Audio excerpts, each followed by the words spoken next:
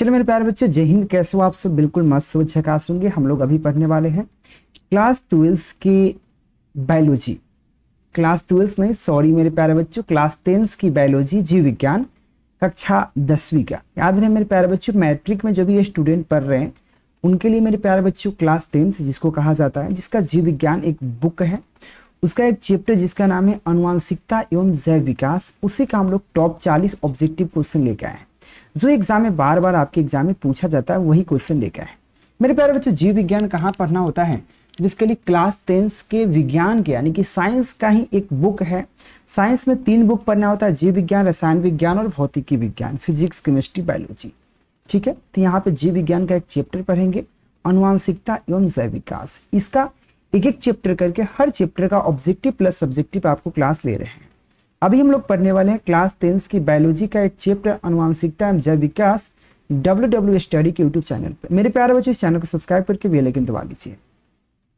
सबसे पहला क्वेश्चन है कि यहाँ पे परजीवी पौधे का एक उदाहरण बताइए।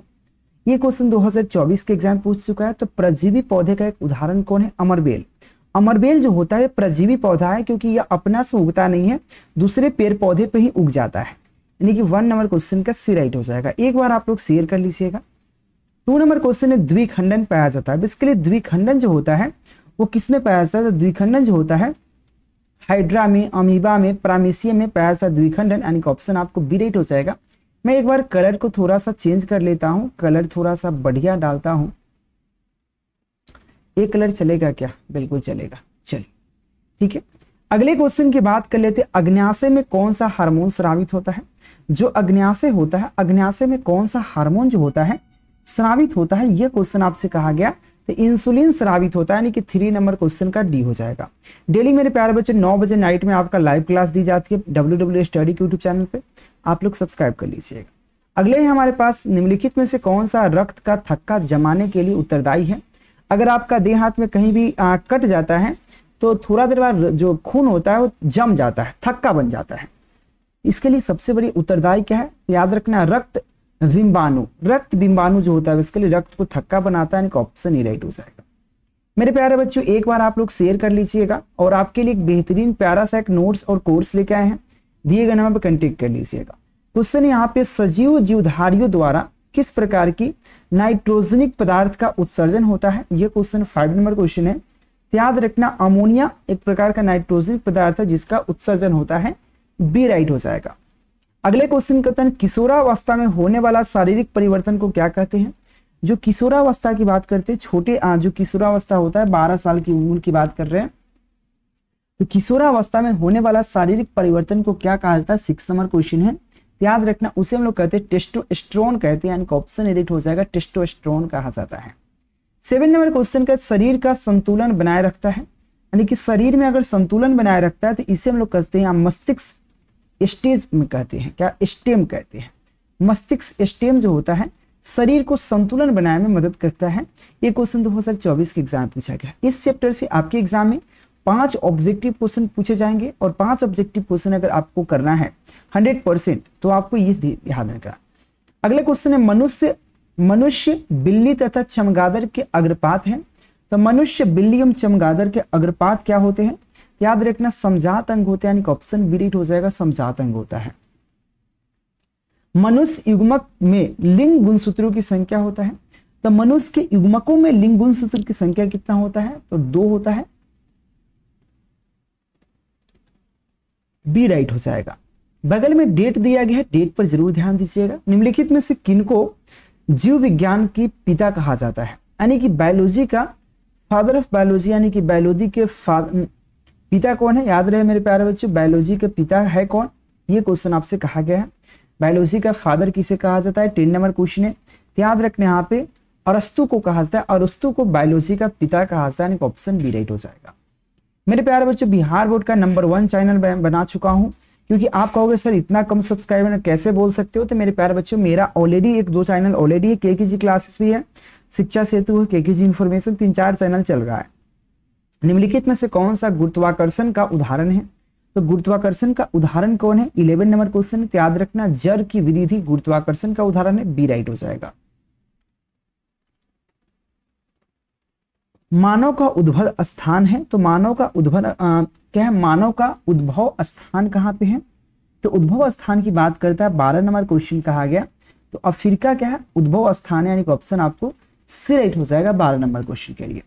अगले क्वेश्चन है एक स्त्री के कौन सा लिंग गुणसूत्र मिलते हैं, तो एक स्त्री में लिंग गुणसूत्र मिलेगा XY, और स्त्री की बात करते हैं, स्त्री के लिए स्त्री में XX होता है, sorry very very sorry XX, और XY की बात करते हैं वो पुरुष में होता है, ओनली फॉर पुरुष, तो XX जो होता है वो स्त्री के लिए होता है, ऑप्शन बी राइट हो जाएगा 13 नंबर क्वेश्चन के लिए। मेरे प्यारे बच्चों इस चीज का जरूर ध्यान रखिए।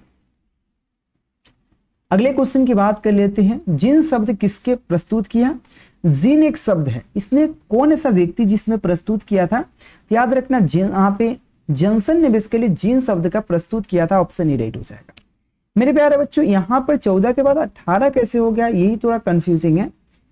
यहाँ पे 14 के बाद डायरेक्ट 18 हो गया, नंबरिंग में प्रॉब्लम है, कोई दिक्कत नहीं, नंबरिंग में प्रॉब्लम है तो वो आप सही कर सकते हैं, नंबरिंग में प्रॉब्लम है दूसरा कुछ नहीं, ठीक है, तो नंबरिंग से मैटर नहीं करता, याद रहे।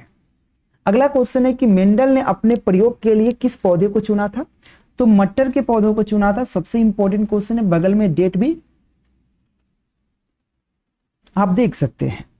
अगले क्वेश्चन की बात कर लेते, विकास के आधार पर निम्नलिखित में से विकास शारीरिक अभिविकल्प उत्तम है, तो विकास शारीरिक अभिविकल्प उत्तम है किसके लिए, 19 नंबर क्वेश्चन कहा गया है, तो मछली के लिए, यानी कि ऑप्शन सी हो जाएगा।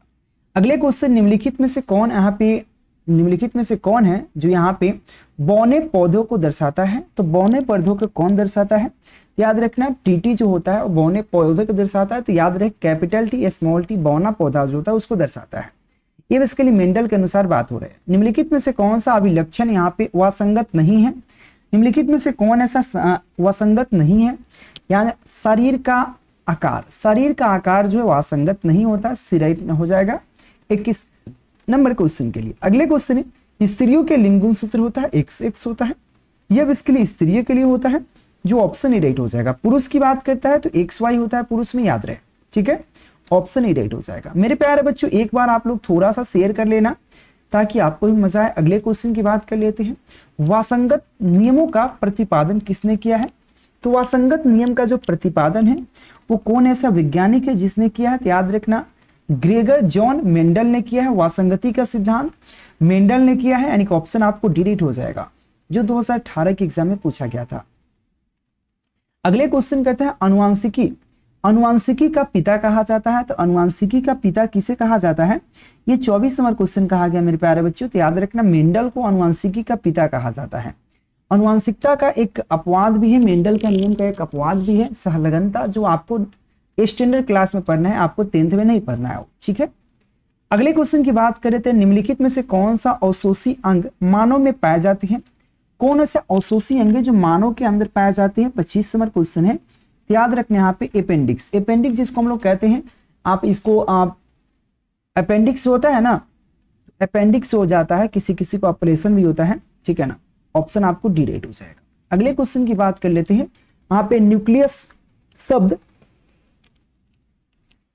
जो है किसके द्वारा दिया गया है, 26 नंबर क्वेश्चन कहा गया, तो न्यूक्लियस शब्द जो है बेसिकली वो किसके द्वारा दिया गया है, तो न्यूक्लियस शब्द का प्रयोग बेसिकली 26 नंबर क्वेश्चन कहा गया है, तो ये बेसिकली यहाँ पे रॉबर्ट ब्राउन द्वारा किया गया था, ऑप्शन ई राइट हो जाएगा। अगले क्वेश्चन कहता है यहाँ पे स्प्यूलस का गिगरीन मानियलेन पालक किसकी है, भाई क्वेश्चन थोड़ा उल्टा पलटा है। यहाँ पे स्प्रेक्यूलस का गिगरीन, यहाँ पे नामेल पालक किसकी है, ये क्वेश्चन आपसे कहा गया, 27 नंबर क्वेश्चन है। तो मेरे प्यारे बच्चों याद रखना डार्विन की, यानी ऑप्शन ई राइट हो जाएगा। मेरे प्यारे बच्चों हम लोग पढ़ रहे हैं क्लास 10 के विज्ञान का एक बुक, जीव विज्ञान बायोलॉजी, उसका एक चैप्टर है वासंगति एवं जैव विकास, जो WW स्टडी के यूट्यूब चैनल पर क्लास चल रहा है, चैनल सब्सक्राइब कर लीजिएगा, डेली में क्लास दे रहा हूँ।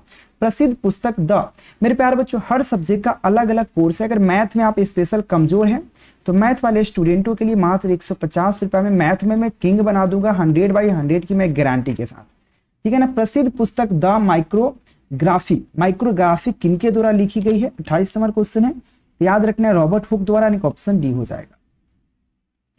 अगले क्वेश्चन की बात कर लेते हैं। क्वेश्चन है जीवों का उत्पत्ति के पहले पृथ्वी पर निम्नलिखित में से क्या नहीं था। तो जीवों की उत्पत्ति के पहले पृथ्वी पर क्या नहीं था, तो सिंपल याद रखना कार्बन डाइऑक्साइड, नाइट्रोजन, ऑक्सीजन, ये सब कुछ नहीं था।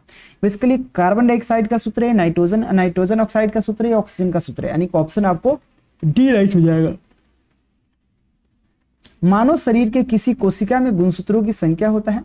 तो मानव शरीर में गुणसूत्रों की संख्या क्या होता है, सबसे इजी क्वेश्चन पूछा गया, 23 जोड़ा होता है। 23 जोड़ा यानी कि 23 दूना 46, टोटल 46 होता है, लेकिन 23 जोड़ा यानी ऑप्शन आपको सी राइट हो जाएगा।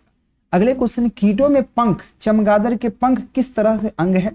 तो कीटों के पंख और चमगादड़ के जो पंख होते हैं तो इसके लिए समावृत्ति अंग होता है। 31 नंबर क्वेश्चन का सी हो जाएगा। अगले क्वेश्चन कहता है मलेरिया उत्पादन करने वाला मच्छर किस तरह से जहां पे जाल में उत्पन्न होता है। तो किस तरह से जल में, जाल नहीं जल होना चाहिए भाई, जल होना चाहिए। मलेरिया उत्पन्न करने वाला मच्छर जो होता है किस तरह के जल में उत्पन्न होता है, 32 नंबर क्वेश्चन है।